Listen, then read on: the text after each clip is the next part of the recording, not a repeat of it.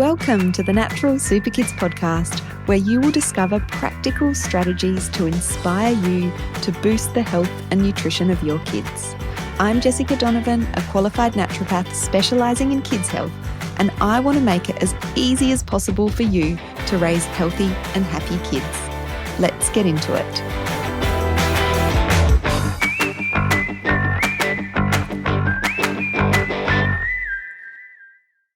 Hello. Welcome back to the Natural Super Kids podcast. Jessica Donovan here. And today we're talking about one of my favourite topics, immunity. More specifically, a natural approach to immunity and infections in children. I really want to get the word out there that there is more to winter infections in children than more trips to the pharmacy, more trips to the doctor, and, the medications that go along with that. Of course, medications do have their place, and we'll be talking about that today. But there is so much that we can do from a preventative perspective and also a supportive perspective that is, more naturally based. Nutrition, food, lifestyle, environment, diet. It's really important that we look at this holistically. I think I said diet twice then, and that just highlights how important diet is to the immune system, but it's often not talked about. I mean, when you take your child to a doctor with another winter infection, how often do they actually ask, what is your child's diet like? They really they don't have time to delve into all of that, and that is so super important. So before we get into our approach here at Natural Super Kids to winter infections and immunity, I want to talk a little bit about the immune system. And I really want people to understand that it is normal for kids to get sick fairly often because their immune system is still developing. A much better indicator as to how robust a child's immune system is, how healthy a child's immune system is not how often they get sick, but how quickly they bounce back from sickness when they do get sick.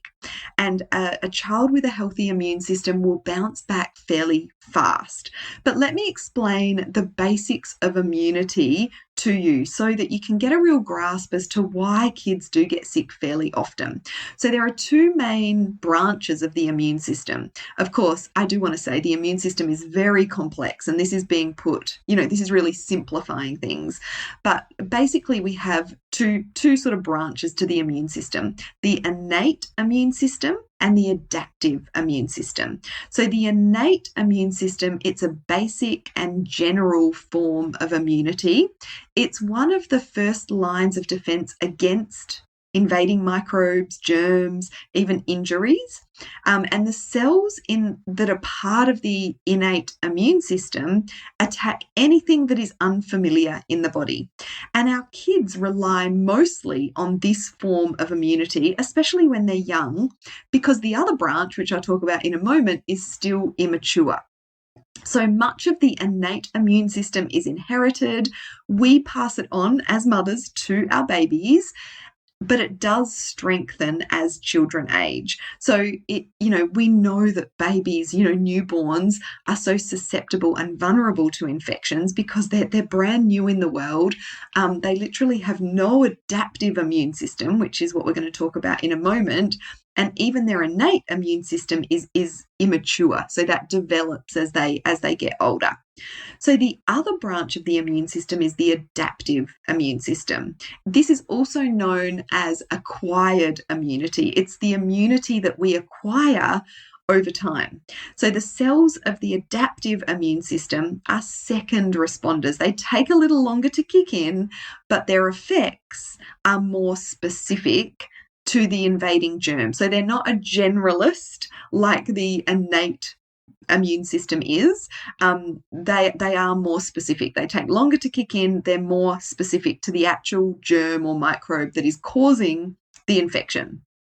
But this adaptive immune system develops as we are exposed to pathogens. So babies are born with very little adaptive immunity, as I said, and it takes years for it to strengthen. So the main reason that children fall sick all the time is because their immune system is still developing, particularly the adaptive or acquired part of their immune system, which is more targeted, more specific, really more effective at killing off those germs really quickly. And as adults, we've had years to develop this part of our immune system, which is why often our kids can get sick. They can be coughing and spluttering all over us in bed. And we don't actually get sick because we've probably had this particular infection before, and our adaptive immune system already knows how to fight it. It's already learned previously, whereas our kids' immune system, it's learning every time they get sick. So in that way, I guess that puts a positive spin on our kids getting sick. It's a little cheer that their immune system has learned how to deal with one more virus.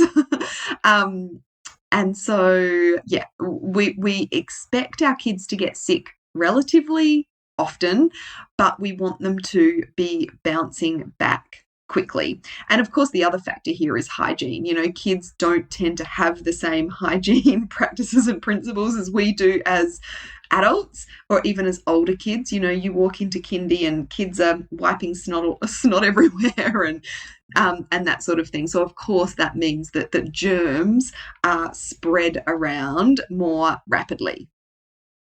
So there is a basic overview of how the immune system works and why our kids get sick more often than we do as adults. Now, I want to just talk briefly about the modern medical approach to infections and immunity before we talk about a more natural approach, because it's really helpful to have that comparison.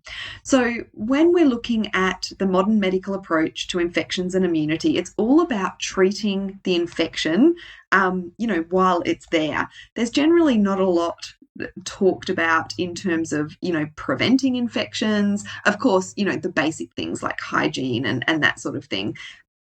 The approach really is, to destroy and suppress the infection while it is there, when it is in full force. And I think destroy and suppress is a really good way to think about that modern medical approach to infections, with things like antibiotics, which will destroy and kill off the bacteria that's causing the infection. Super helpful in some cases, yes. Antivirals, the same thing, but they're killing off the virus. Again, super helpful at times. Fever medication is another example. And if you missed last week's episode, we talked more about fever and some of the downsides of fever medication. So fever medication works to suppress the fever, which, as I talked about last week, can be a problem because fever is actually a healthy response to an infection in a child, and it can actually help our kids get over infections quicker if we let a fever kind of do its thing, because a fever, it actually enhances the immune system. It enhances the innate part of the immune system. It's part of the fever's job. And it also slows down the microbes that are causing the illness. And so I know I've seen with my kids over and over and over again, if we let the fever ride in a safe way, and if you're interested in all those details, definitely have a listen to last week's episode. My kids tend to bounce back and get well again much quicker than they would if we are, reaching straight for the paracetamol or ibuprofen and bring that fever down. There's a lot of fever fear, out there, and it's understandable because there is that fear about, convulsions and things like that. But, it's really important to understand that fever is actually a normal and healthy response to an infection, and it actually helps our body to fight an infection, or helps our children's body fight an infection. We do need to be super careful with fever in very young children that are under 1 years old. But yeah, I won't go into fever too much because I'll be repeating last week's episode. So go back to that if you are interested in this topic. So fever medication is an example of suppressing the the symptoms associated with an infection. And so, yes, medication certainly has its place. I, for one, as a mum, am very grateful to live in a time where I have easy access to these kinds of medications, including antibiotics, if my children were to get a nasty infection and we needed to get on top of it quickly. However, we also know that antibiotics are overprescribed, and there's a lot of downsides to antibiotics as well. There's the big picture problems like the antibiotic resistance that can occur, within the community and within society. But then there's also the individual negative impacts of taking antibiotics. So antibiotics kill the bacteria, which is how they work. It's how they fight infection. They kill the bacteria that's causing the infection. But what they also do is they kill off the healthy bacteria within the gut.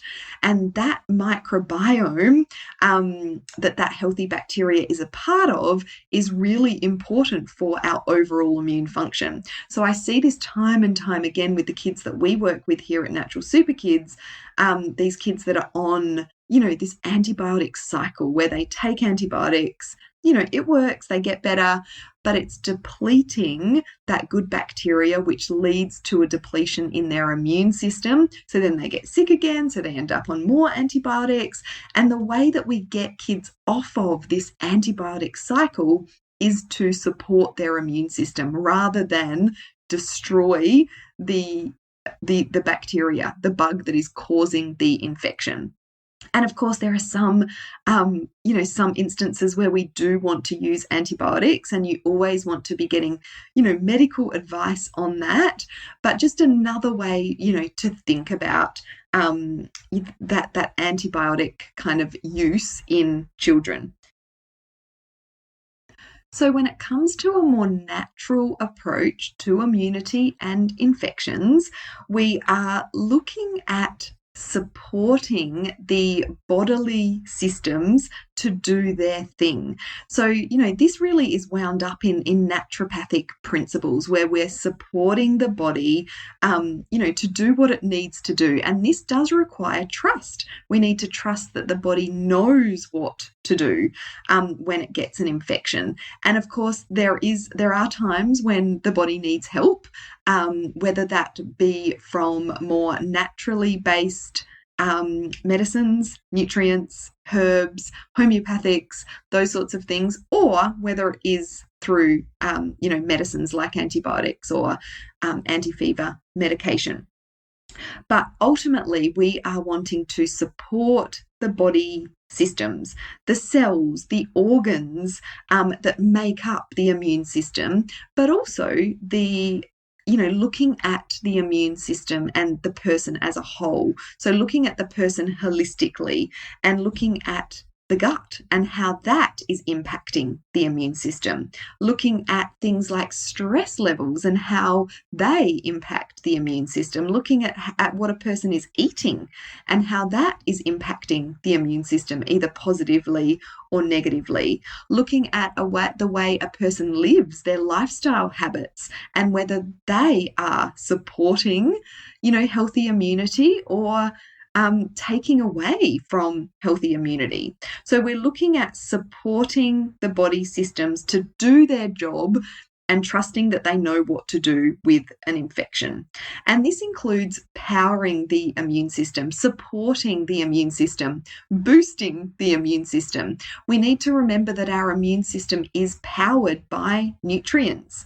And so, what we eat and sometimes nutritional supplementation can really help and benefit an immune system that may be subpar or not doing as well as it could be because it doesn't have the fuel that it needs to perform at an optimal level. And that is, a really important consideration when it comes to the immune system. And of course, there's all kinds of nutrients that are involved in immunity.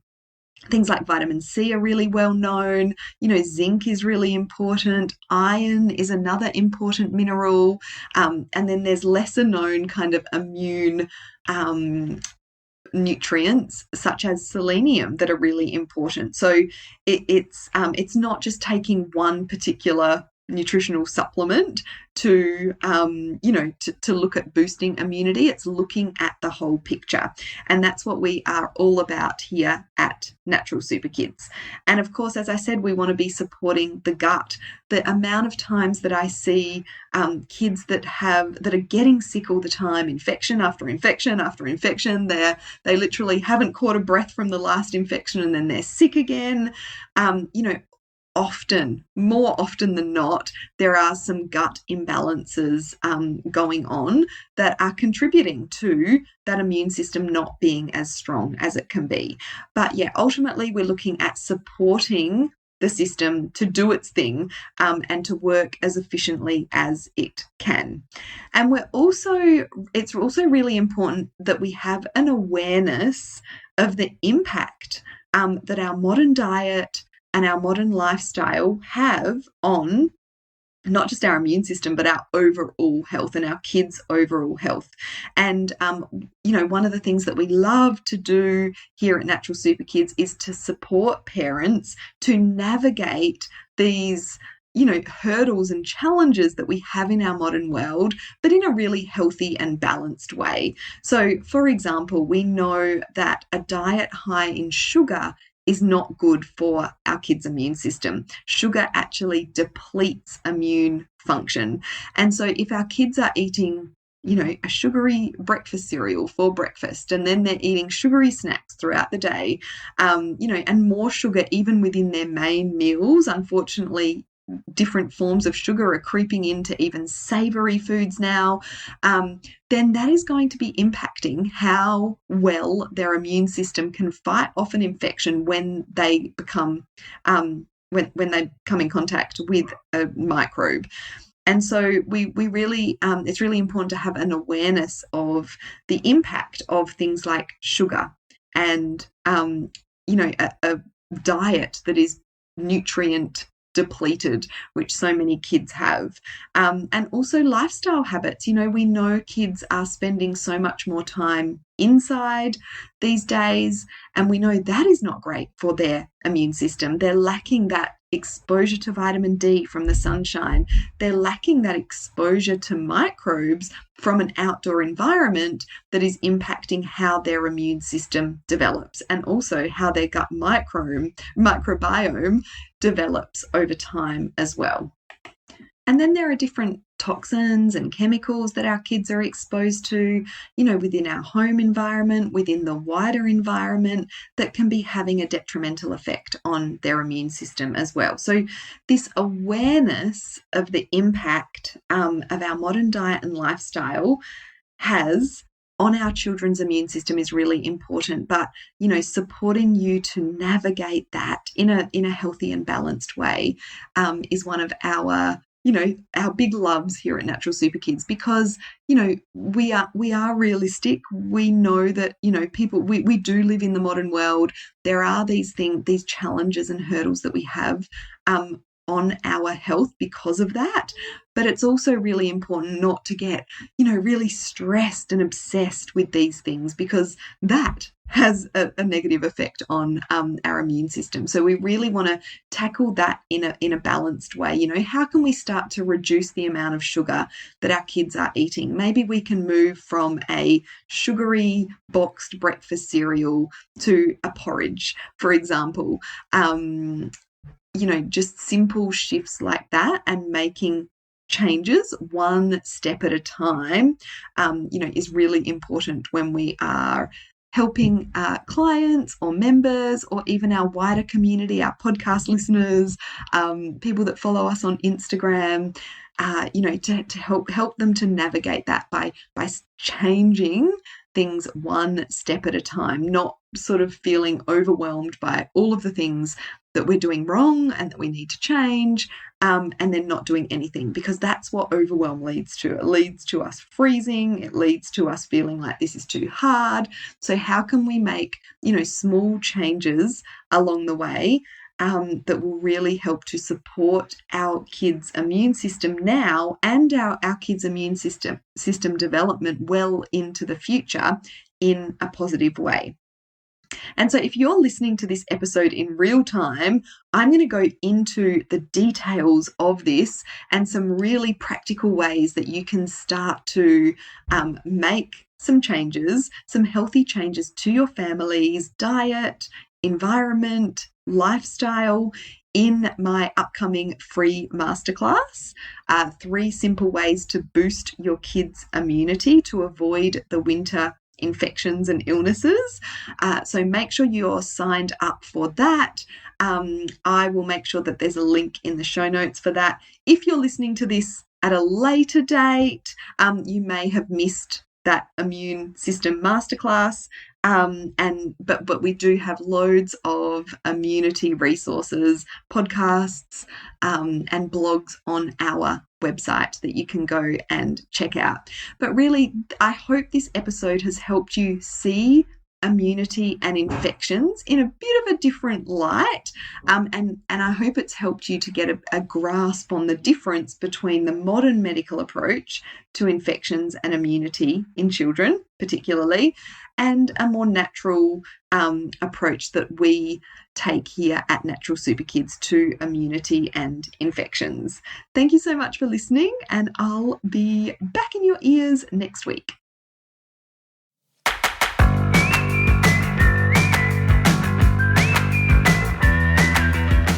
Thank you so much for joining me on the podcast today. Head on over to our website, naturalsuperkids.com, for the show notes for this episode, as well as a whole heap of inspiration to help you raise healthy and happy kids. I'll see you next week.